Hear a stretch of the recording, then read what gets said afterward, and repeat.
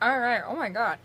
Hey guys, it's me, Little Squonker, and today is Monday! And you know what that means. It's time for a video, and I recently went to Goodwill yesterday because nothing says Happy Father's Day like going to Goodwill.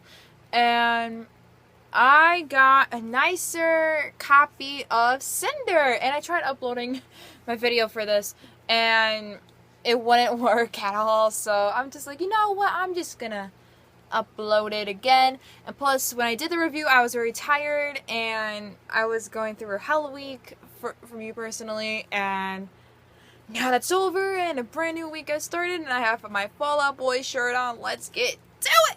So, Cinder is the very first book of the Lunar Chronicles by Marissa Meyer, and the story is a retelling of Cinderella, obviously, and it has this steampunk, dystopian kind of feel, if that makes any sense, and it's about a girl who is an android mechanic who lives in New Asia, and she falls in love with a prince, aka the heir now, at the time, his name is Kai, and is Kai, and there's really not much to say about it, and she basically is the rebel of this story, and I really like it, and I really like how they portrayed the android foot.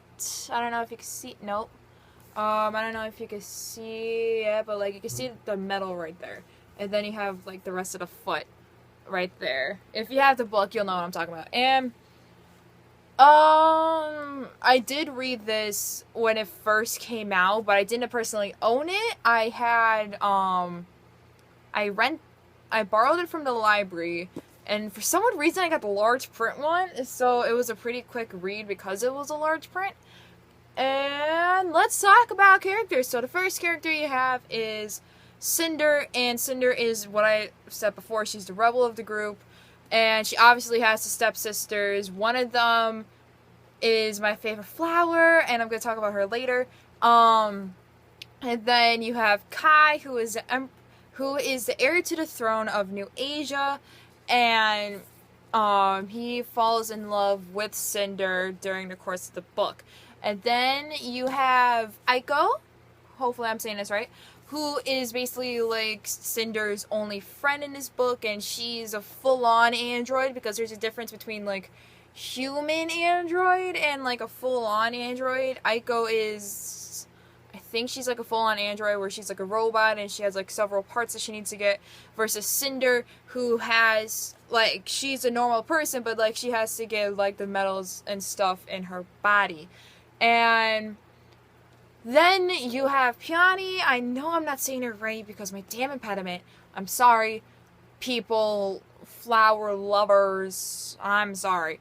And she has to be one of my favorite characters throughout the whole entire book, because she is like happy nonstop and she tries to make everything good. And she gets infected by the plague, which I'm going to talk about later on. And it just turns really bad, and their relationship, Cinder and Peony's relationship, I really love, because you see the true, genuine, sister relationship throughout the whole entire book, and I personally liked it. Like, I wish I had a relationship like that with some of my friends, in which I do, but it's not like this in the book. Personally, spoiler, by the way, I'm gonna, like, put it in the title that's spoilers are given. If you're new here, I give some spoilers away. So if you haven't read Cinder, I don't know what the hell's wrong with you, but you should know that Peony does die, and Cinder completely loses it, because that was basically her only family member that had like her for who she was, because she is different. She is an android, and she's also lunar, and she doesn't really take the powers like too seriously that the Lunars have, and it's really sad with their relationship, and she tries to make it better, and she does keep the chip in the end, but then has to give it away in Scarlet in order for her to like not be found anymore by the government. of it. And now I'm gonna talk about that later on too. And now we're gonna talk about Kai and Cinder. And oh my god, Kai and Cinder, once you start reading the rest of the series, you see the evolution of Kai realizing that, like, she's the one.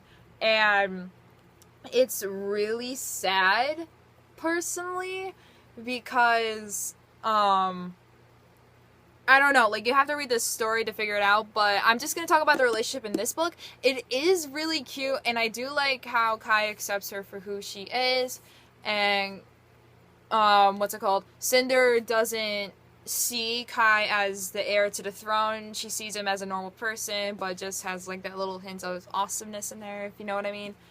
What I said before, so the ending of this book reveals that Cinder is basically trying to drag Lavanna out, but really she just gets hurt in the end, and it was a whole big splurge. And another character I want to talk about is Lavanna, and Lavanna is one badass female character who I love so much throughout this whole entire book. Oh my god. If this movie, or if this book became a movie, I would gladly audition for Lavanna. I think she has to be one of the awesomest female characters ever. If you read Fairest and see where I'm coming from, you know why I think she's a pretty badass female. So another relationship you get to see develop more in Fairest instead of in Cinder is Lavanna's hatred for Cinder, and I think it's sad and confusing because you don't know why she hates her, but you get to know in Fairest why she does. And Lavanna is just one badass person, and I think if Cinder was this movie, I have so many people in mind for Lavanna to play. I did rate my rate now. My rate, I actually don't remember when I rated this book. It's either 3 or 4. I think I rated this as a 3, I think. I don't know. I might reread this just to, like, catch up on it, and then I could probably give it, like, a re-rate, if that makes any sense. But I probably am not, because I already